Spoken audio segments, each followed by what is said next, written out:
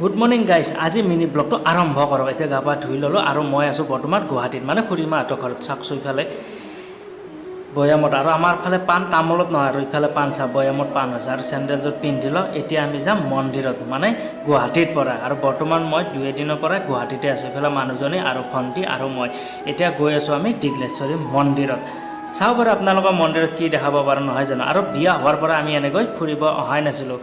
আপোনালোকে জানে মোৰ দোকান ঘৰৰ ব্যস্ততা তেনেকুৱা। আৰু গুৱাহাটীত পানী চাওকচোন গাইজ, ইফালেও পানী যাব নোৱাৰে, সিফালেও পানী যাব নোৱাৰে, সেইকাৰণে বানপানী অলপতে হৈছে। গুৱাহাটী দেশত ধুনীয়া বনাইছে, কিন্তু চাওকচোন চাৰিওফালে জাবৰা পানী ভৰ্তি হৈ থাকে, নহয় জানো। বলক পিছে আজি আপোনালোকক দীঘলেশ্বৰী মন্দিৰত লৈ যাওঁ। আৰু এনেকৈ আহি পালোঁ আমি দীঘলেশ্বৰী মন্দিৰত। মানে বহুত দিনৰ পৰা মইতো আগে পিছে আহি আছোঁ, কিন্তু মানুহজনীক কেতিয়াও লৈ অহা নাছিলোঁ। মানে আপোনালোকেতো জানে দোকানী মানুহ, তথাপিও আজি বহুত দিনৰ পিছত সময় ওলোৱাই এনেকৈ আহি পালোঁ আমি দীঘলেশ্বৰী